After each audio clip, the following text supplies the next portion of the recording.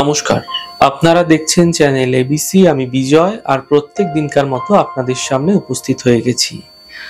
আজ আমি আপনাদের সঙ্গে এখন আলোচনা করব বাস্তুর কিছু সহজ রেমেডি, যেগুলি আপনারা আপনাদের গৃহে নিজেরা করে আপনাদের গৃহের বিশেষ কিছু সমস্যাতে আপনারা কিন্তু সহজেই সমাধান পেতে পারেন। দেখুন, আমরা আমাদের ক্ষেত্রে বিভিন্ন সমস্যার ক্ষেত্রে যে রেমেডি করে থাকি, তারপরেও কিন্তু বাস্তুগত ত্রুটি থেকেই যায়। বাস্তু সম্বন্ধীয় যদি ছোট ছোট কোনো ত্রুটি হচ্ছে, তার জন্য আমি আজ সহজ কিছু রেমেডি আপনাদের বলবো, যেগুলি করলে কিন্তু আপনারা নিশ্চয়ই কিছু বিশেষ সমাধান আপনাদের জীবনে অবশ্যই পেতে দেখতে পাবেন। দেখুন, যদি আপনি দেখছেন আপনার অর্থ কোথাও ফেসে গেছে, আপনি কোনোভাবেই সেই অর্থ উদ্ধার করতে পারছেন না, এমন ক্ষেত্রে আপনার গৃহের দক্ষিণ পূর্ব যে কোণাটি রয়েছে, অর্থাৎ অগ্নি যে কোণটি রয়েছে, সেই কোণে এক জোড়া অর্থাৎ দুটি লাল ছুটন্ত ঘোড়া ঘরের দিকে মুভমেন্ট করছে, অর্থাৎ ফেসিংটি যেন ঘরের দিকে হচ্ছে এরকম দেখতে হবে আপনাকে। এভাবে আপনারা সেখানে স্থাপন করুন। এতে কিন্তু যে অর্থ আপনাদের ফেসে গেছে, আটকে রয়েছে, সেই অর্থগুলি আপনাদের ক্ষেত্রে রিকভার হতে কিন্তু আপনারা দেখতে পাবেন। তবে মাথায় রাখতে হবে, যখনই কোনো রেমেডি আপনারা প্লেস করছেন, সেখানে বসাচ্ছেন, সেটি যেন এক্সাক্ট আমি যেই দিকগুলো বলছি সেই দিকেই যেন হয়, সেই স্থানেই যেন হয়।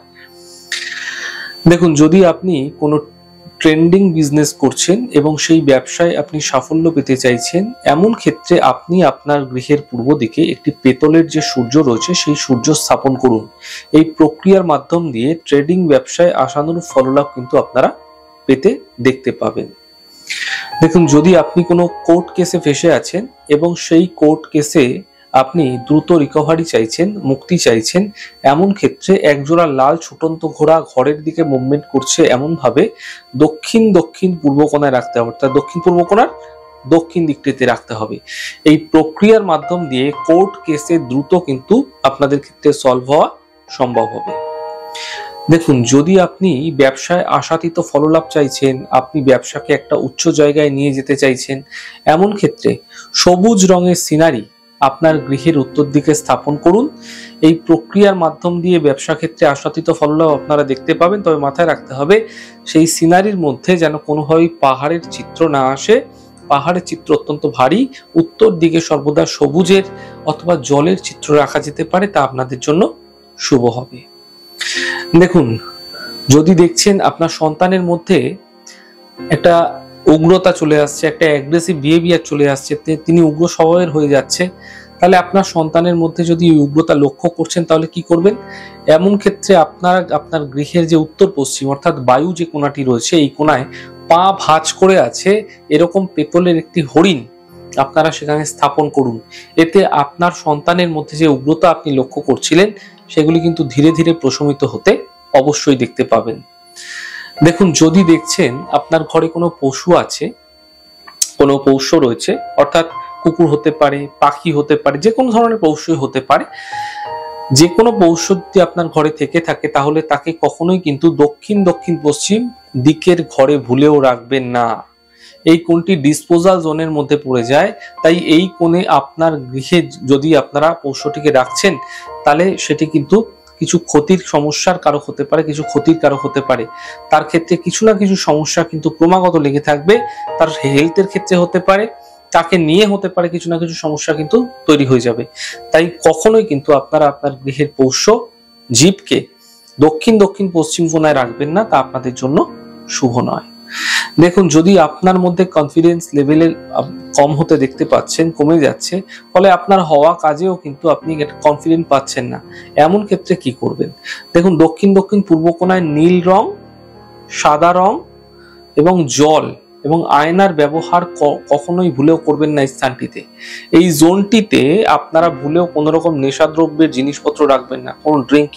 কোনো জিনিসপত্র, আপনি ড্রিঙ্ক করছেন সেই ধরনের বা কোনো নেশাদ্রব্য জিনিস সেখানে কিন্তু আপনারা রাখবেন না। তাহলে কিন্তু আপনাদের মধ্যে একটা কনফিডেন্সের অভাব ভীষণ মাত্রায়, খুব দ্রুত আপনারা কিন্তু ঘাটতি হতে দেখতে পাবেন।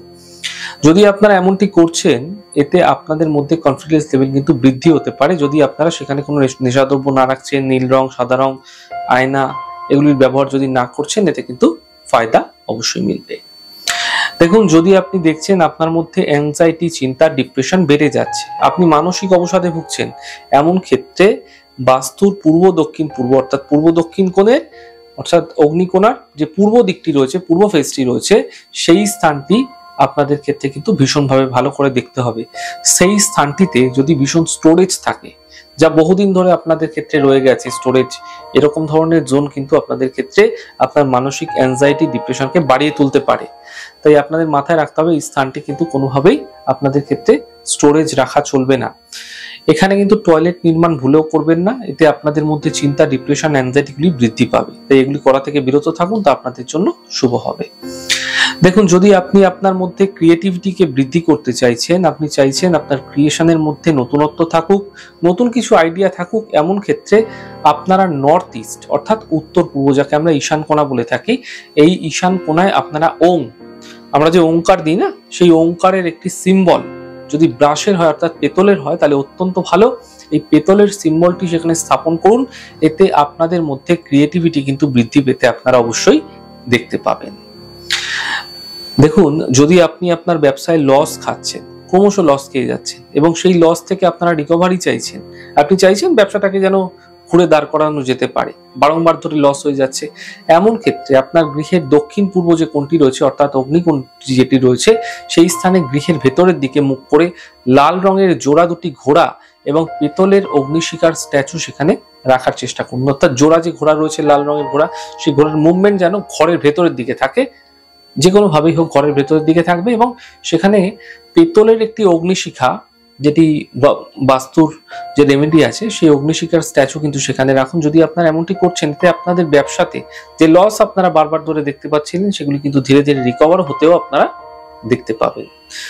তাহলে আজ আমি আপনাদের সাথে আলোচনা করলাম 10টি বাস্তুর গুরুত্বপূর্ণ বিষয়, গুরুত্বপূর্ণ টিপস। এই গুরুত্বপূর্ণ বিষয়গুলি যদি আপনারা আপনাদের জীবনে অ্যাপ্লাই করছেন, আপনাদের জীবনে আসা সমস্যাগুলি, সংঘর্ষগুলি থেকে কিন্তু আপনারা সহজেই মুক্তি পেতে পারেন। এছাড়া বাস্তু সম্বন্ধীয় আপনারা কোনো কনসালটেন্সির জন্য কিন্তু আপনারা আমাদের নিচে দেওয়া স্ক্রলে যে নাম্বারটি যাচ্ছে 7003134009, আপনারা সরাসরি যোগাযোগ করে আমার সাথে কিন্তু কথা বলে বাস্তু সম্বন্ধীয় কোনো পরামর্শ পেতে পারেন। আমাদের এই আলোচনা আপনাদের কিরকম লাগছে অবশ্যই লিখে জানাবেন। যদি ভালো লেগে থাকে সেক্ষেত্রে লাইক করতে, কমেন্ট করতে, সাবস্ক্রাইব এবং শেয়ার করতে বন্ধুদের সাথে ভুলবেন না। অনেক ভালো, অনেক সুন্দর, অনেক সুস্থ থাকুন। আগামী পর্বে দেখা হবে। নমস্কার।